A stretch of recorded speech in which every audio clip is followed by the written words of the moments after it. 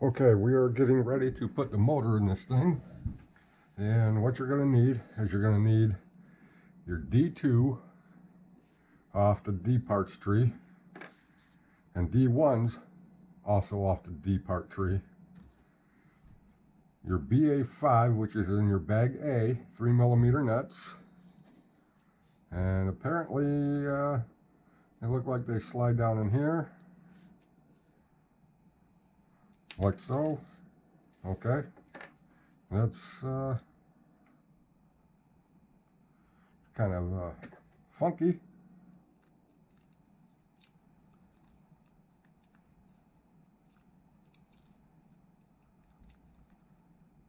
All right. Okay, that was a bit of a challenge.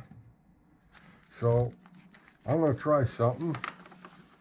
We're going to see if this works to kind of help ease getting the nut in there. Grab the motor screw, which is going to be highlighted on the following page, on page 8, which is going to be in the BT, one of the parts bags. I can't remember which one it is, but they're 3 by 30mm, and they're kind of black.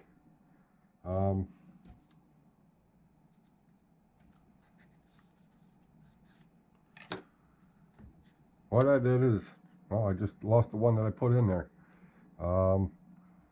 Put the screw through.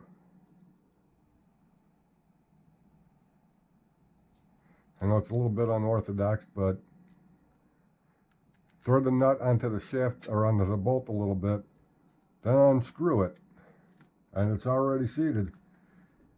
Before you do the other one, take the BD or the D1s, the little plastic hexagonal shaped pieces,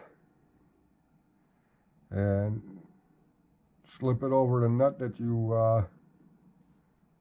already started.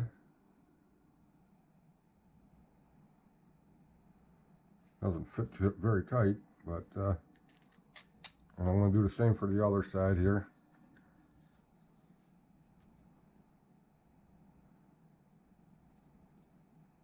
Only has to go on a couple of teeth to get it in there.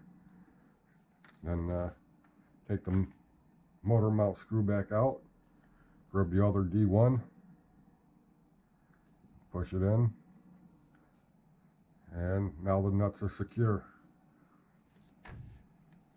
Okay, for the motor, you got your BC4, which is in bag C, the 3mm grub screw, and the Allen key out of the parts bag, tool parts bag or whatever. And I already started it onto the shaft or onto the pinion. And then it says, position pinion gear using paper header from screw bag. Now these screw bags ain't like what they used to be. So I'm going to take my motor, I'm going to slide it down, just snug up that grub screw a little bit so I could still move it. See, it came right off. Some of you people might remember the old headers that used to be on screw bags. Used to come with all the screws and how many. Well, this is off the original clod. And to me, this is a paper header. This is how this is how I'm gonna get my gear mesh right. Now that it's already down there, tighten up the grub screw, pull the header out, good to go.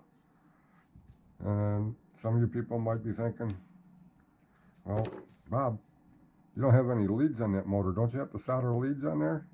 Nope, I do not. I have these push on no solder leads. So find your positive. Well, for me, I got to find the positive, which is here. Clip that on, and obviously the other one's going to be negative. All connected. No solder. Okay, so now that I got that connected, looks like this goes open side, closed side, open side. Looks like that's going to screw onto the motor. Now, I have a little problem with this motor because it's got 4 mounting holes, 2 on each side. So I might not get the gear mesh right, but we'll see what happens. Get a screw in.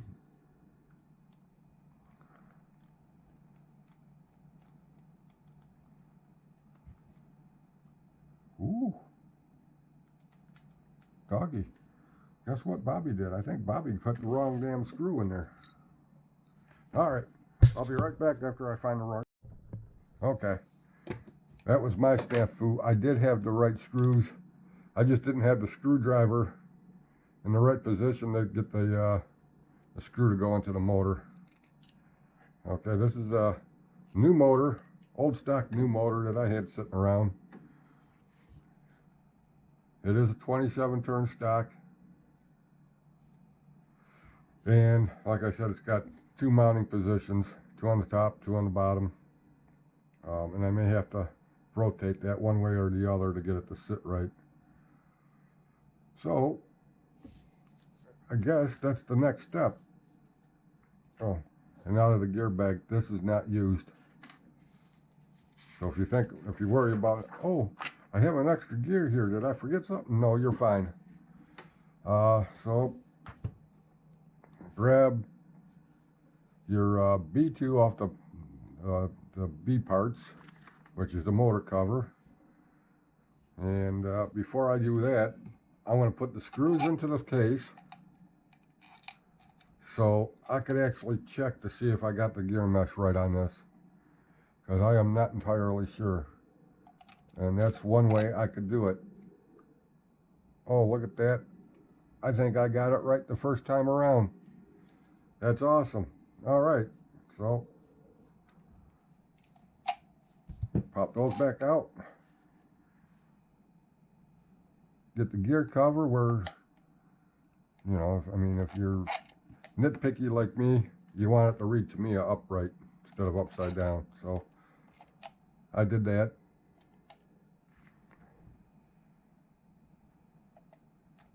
That's going to be the bottom. That's going to be the top bolt. So all you got to do is just line it up into the holes, like so, because that motor spacer is only going to fit on one way. Take your appropriate screwdriver, cinch those down.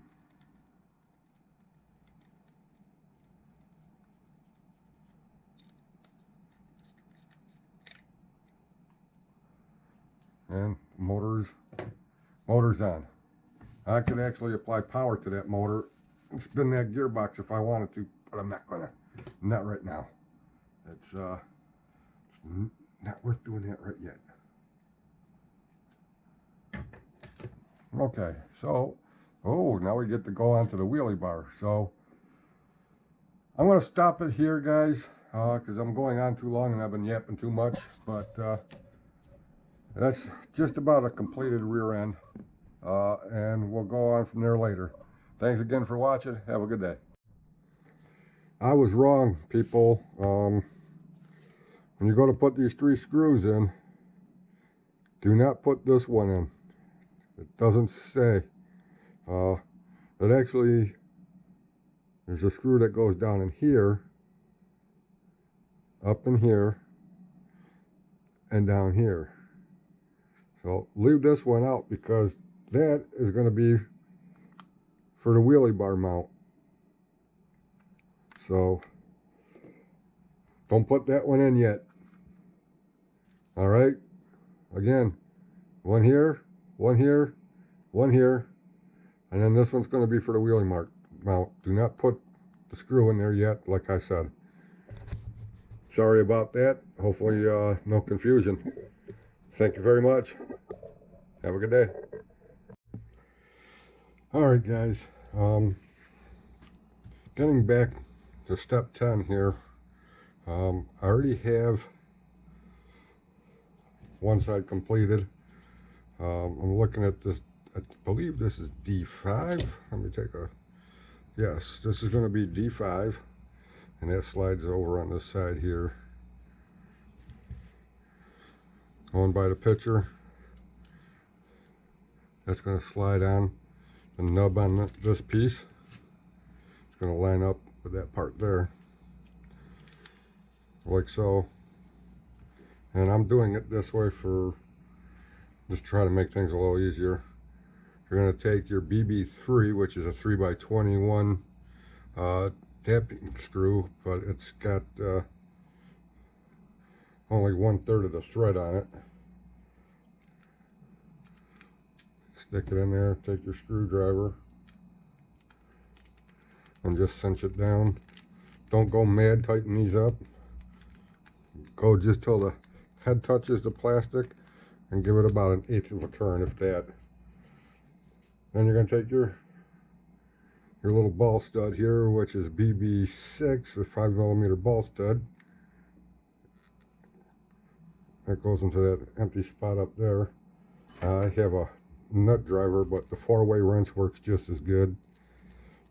You may have to put the stud on before you attach the D5 part, because I don't think you'll be able to turn the 4-way. I'm not sure. I just use a Tamiya tool set.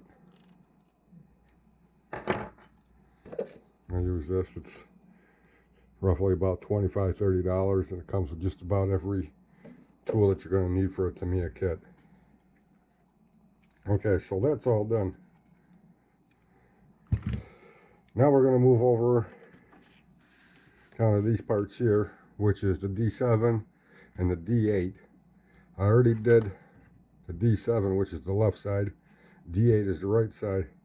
If you were to take these both off and not know which one went where, I took like a permanent marker and I marked D8 inside here. You can barely see it, but it's marked. And I'm going to trim this up a little bit because I don't like burrs on it. That's just me. I don't use sandpaper or anything. Find a sharp hobby knife does just as good. All right, now we're going to take the BA3, which is out of bag A, 3x15 machine screw. We're just going to thread it into that hole there. I wouldn't worry too much about it because they will be coming out in a later step. So once you get that screwed in, probably should have started it. You don't even have to tighten it down. Then you're going to take your BS3, which is a little coiled spring with a end on it. You're going to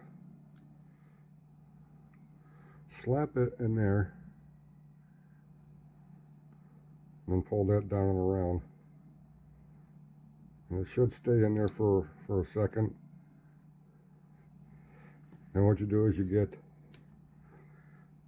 your little BB1 3x8mm screw, self-tapper, and a BA7 3mm washer. Stick it on the screw. Put it in this hole here. Again, take your screwdriver and screw that in. Just snug it up. You don't have to go mad with it. Like that. Usually that's going to be sitting up there, so it'll be kind of loose. But it tells you to wrap it down and under the screw you put in. And that holds it in place. Once that's done, we're going to take this big rod, which is, what is it? 4x95 shaft, BS4. And it says to lube that up a little bit.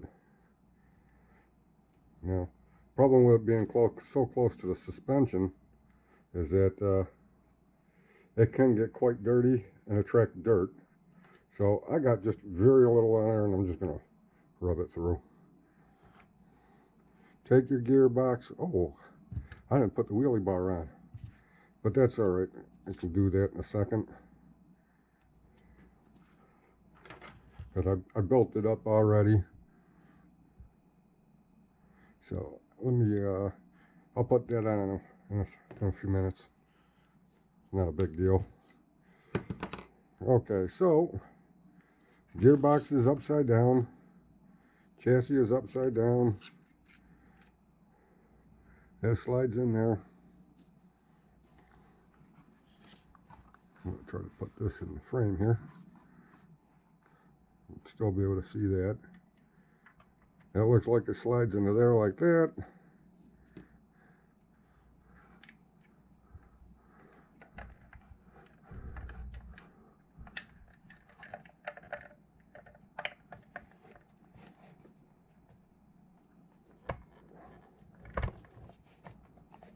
That's going to slide into there like that.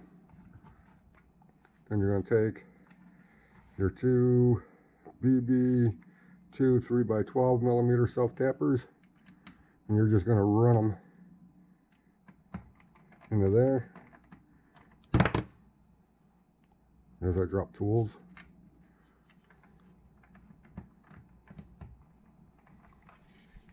Get my fat arm out of the way.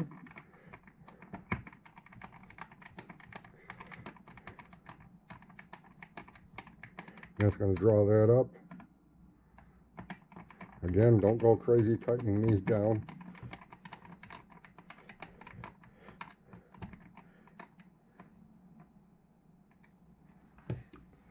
And there's a rear gearbox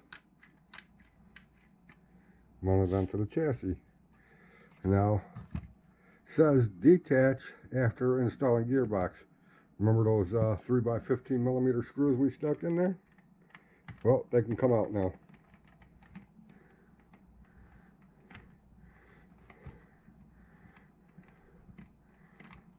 So you get those out.